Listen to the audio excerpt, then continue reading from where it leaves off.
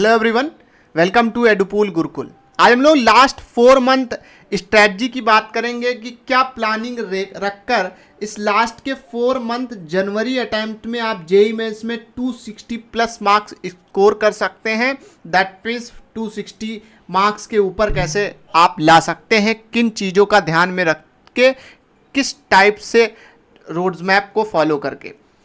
सबसे पहले last 4 months की बात करें तो जब 2 साल पहले कुछ स्ट्रेटजी आपने देखी थी तो आपको बताया गया था कि इस प्लानिंग पर, इस रास्ते पर चलकर आप बेहतरीन तरीके से आप अपनी सीट्स को आईआईटी के अंदर सिक्योर कर सकते हैं, पा सकते हैं।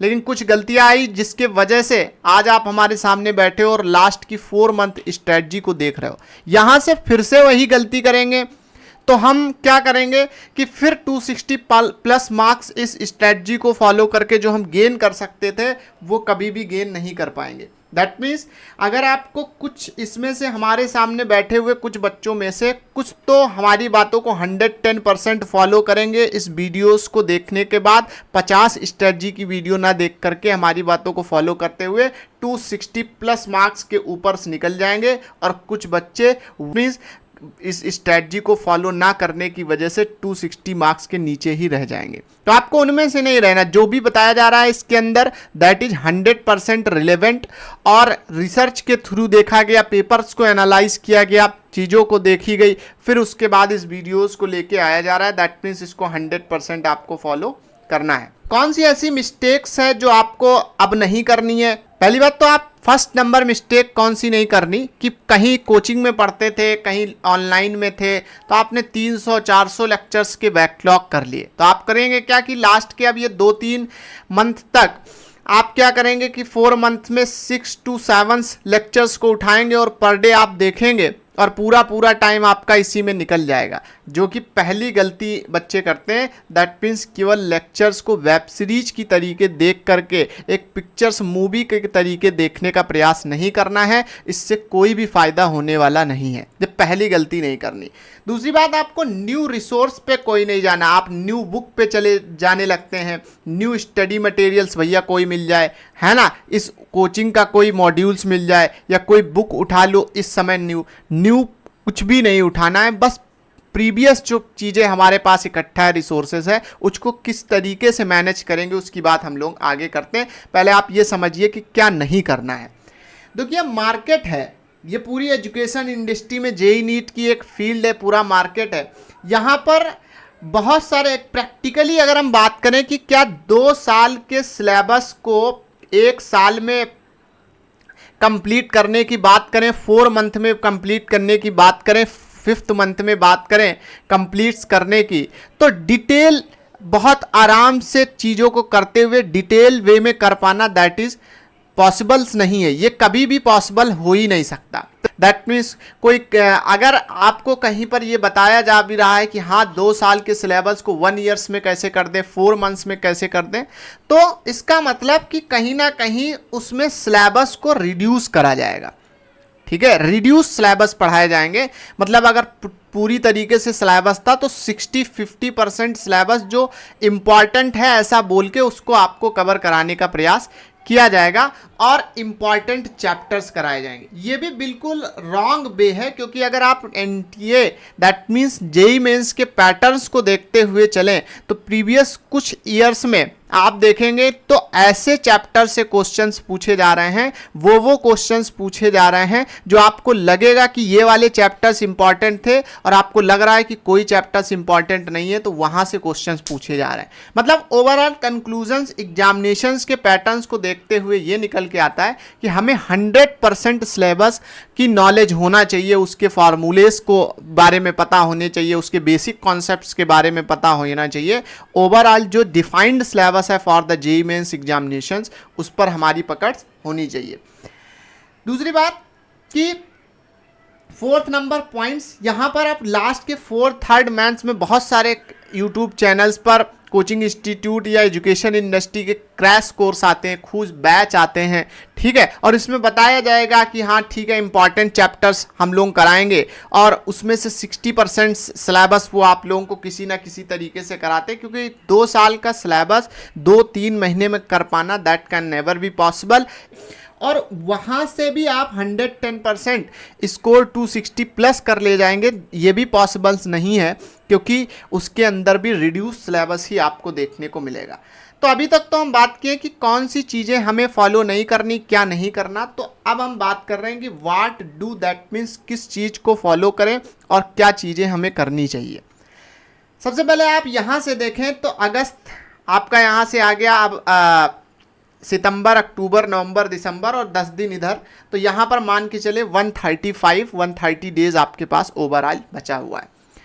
मंथ वाइज प्लानिंग पर बात करेंगे तो मंथ के कुछ डेज आपके खत्म हो जाएंगे, आपको पता भी नहीं चलेगा, इसलिए डे वाइज प्लान पर हम लोग बात करेंगे कि किस टाइप से हम फॉलो करेंगे पर डे वाइज प्लान्स को। तो lecture complete topic covers YouTube पर 6 to 7 आवर्स के वन शॉट्स आपको कंप्लीट जिसमें टॉपिक कवर किए गए हों, दैट मीन्स फार्मूला के परस्पेक्टिव से, इंपॉर्टेंट कॉन्सेप्ट के परस्पेक्टिव से।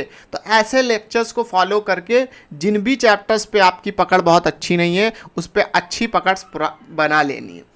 और हम ऑल फार्मूला, जितने भी फार्मूला हैं, क्योंकि formula based question JEE mains के एग्जामिनेशंस में पूछे जाते हैं। पहले के जब पेपर बनाए जाते थे तो वो कॉन्सेप्ट चेक करना चाहते थे, अभी भी कॉन्सेप्ट चेक करते हैं, लेकिन फार्मूला मेमोरी बेस्ड पेपर्स भी देखने को मिलता है, आपकी मेमोरी चेक करने का प्रयास करते हैं। और ऐसी कंडीशंस में वहाँ पर फार्मूला बेस्ड क्वेश्चंस देखे जाते हैं, देखने को मिलते हैं कि आपको फार्मूला लर्न है या नहीं लर्न है, दैट मीन्स आपकी मेमोरी को वो चेक करना चाहता है।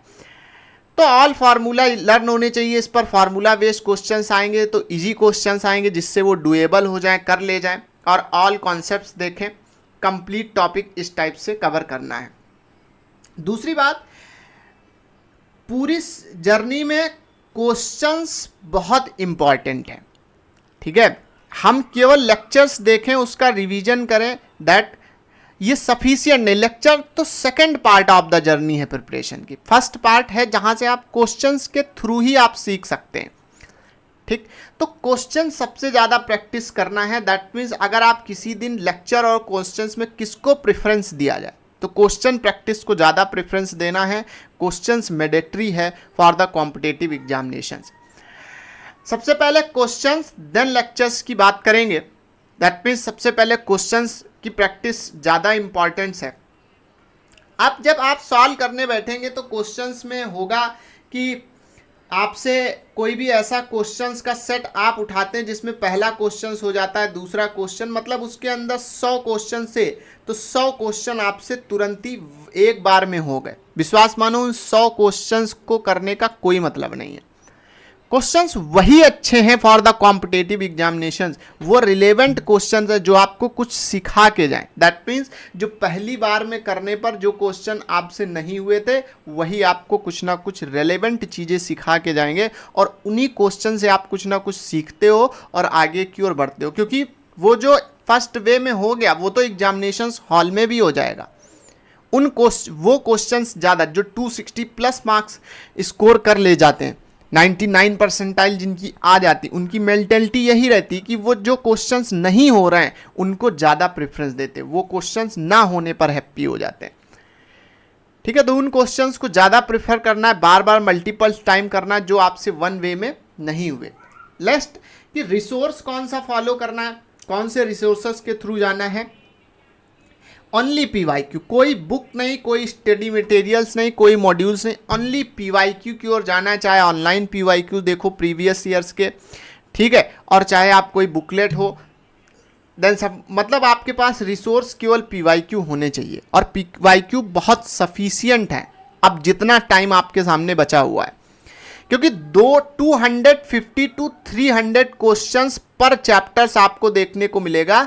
दैट मीन्स 200 से लेके 300 क्वेश्चंस पर चैप्टर्स आपको रोटेशनल मोशंस जैसे चैप्टर्स में और भी ज़्यादा क्वेश्चंस देखने को मिलेंगे, मतलब सफिशिएंट अमाउंट ऑफ क्वेश्चंस है। तो केवल PYQ करना है रिसोर्सेस के नाम पर। अब सवाल उठता है कि कैसे करें। से पहले अपने लेवल को देख लें। बहुत सारे ऐसे बच्चे होंगे जो लेक्चर्स एक कंप्लीट किसी टॉपिक्स पे करते हैं, उसके बाद कहो 100 क्वेश्चंस पर डे उनकी कैपेसिटी है कि कर सकते हैं। बहुत सारे 50 क्वेश्चंस ही पर डे कैपेसिटी कर सकते हैं, बहुत सारे 40 क्वेश्चंस पर डे कर सकते हैं, बहुत 20 क्वेश्चन ही पर डे। तो अपनी लेवल कैपेसिटी हमारी क्या है, उस हिसाब से हमें क्वेश्चंस को करना है और आगे की ओर बढ़ना है। जो भी करंट टॉपिक आपका चल रहा होगा उस करंट टॉपिक्स को हाथ से जाने नहीं देना है। दैट मीन्स करंट टॉपिक पर कमांड्स बना के रखिए। जैसे किसी भी कोचिंग्स में आप पढ़ रहे होंगे, किसी ऑनलाइन प्लेटफॉर्म पे आप पढ़ रहे होंगे, तो कुछ ना कुछ करंट टॉपिक अभी चल रहा होगा, क्योंकि 100% सिलेबस इतनी जल्दी नहीं कंप्लीट हो जाएगा। मान लीजिए कि आपका लास्ट चैप्टर ऑप्टिक्स चल रहा है, तो ऑप्टिक्स को अब मत खराब होने दें, नहीं तो उसको फिर से रिवाइज करने के लिए आपको 1 शॉट्स देखना पड़ेगा 7 to 8 आवर्स का। तो अब ऑप्टिक्स को अब यहाँ से पकड़कर जो करंट टॉपिक चल रहा है उसको अच्छे से समझते हुए और उसको रिवाइज करके अपने पास रखें अपने माइंडसेट में। जो चैप्टर्स पीछे बैकलॉग क्रिएट हो गए उनके लिए ये सब काम करें। वायर रिवीजन, उसके बाद एक चीज आती है that is called the revision. Wire revision is very important. हम बता देते हैं, जब भी आप किसी भी लेक्चर्स को 100% फॉलो कर लेते हैं और उसके कुछ समय बाद ही आप केवल उसमें से मैक्सिमम डाटा डिलीट हो जाता है। दैट मीन्स ये मान के चलें कि 60% डाटा जितना आपने पढ़ा 100%, उसका 60% खत्म हो जाता है, नहीं रहता दिमाग के अंदर।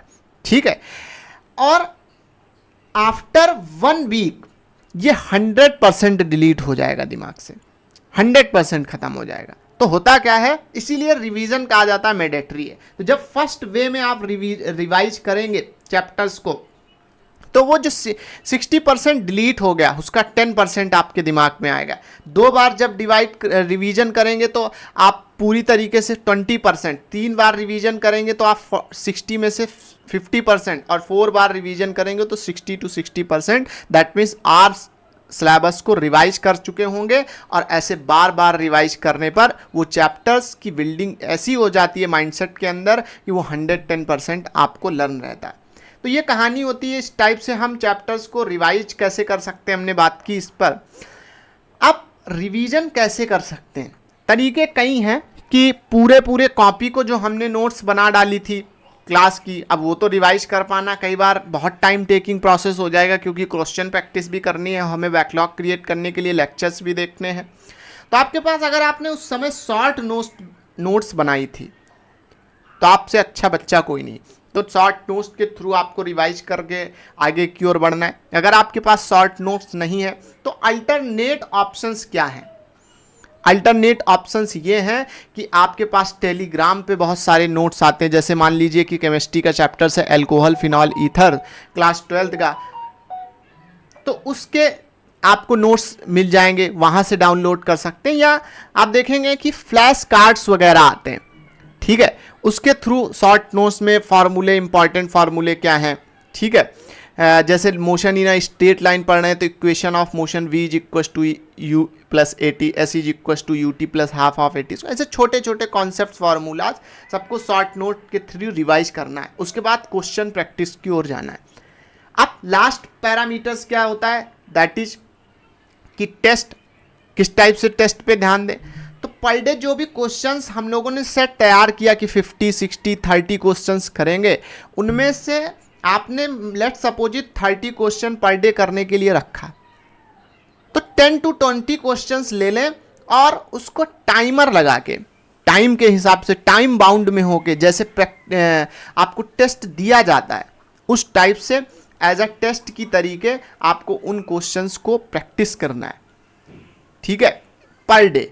और वीक में यहाँ से लेके आने वाले 4 मंथ तक एक टेस्ट जरूर देने, संडे को एक टेस्ट जो कि कंप्लीट सिलेबस के लिए होगा। अब चैप्टर वाइज जो जो चैप्टर कंप्लीट होता जा रहा है, ऐसे चैप्टर्स जो जो चैप्टर्स पे कमांड है वैसे चैप्टर्स वाइज आपको टेस्ट देना है। इसके लिए बहुत सारे एप्लीकेशंस है जहां पर आप जिस चैप्टर्स का डालेंगे उस चैप्टर्स के हिसाब से आ जाता है। और जब पूरे चैप्टर्स पे थोड़ी कमांड बन जाए तो आपको 8-10 टेस्ट ऐसे देने हैं जो कंप्लीट सिलेबस को कवर करें।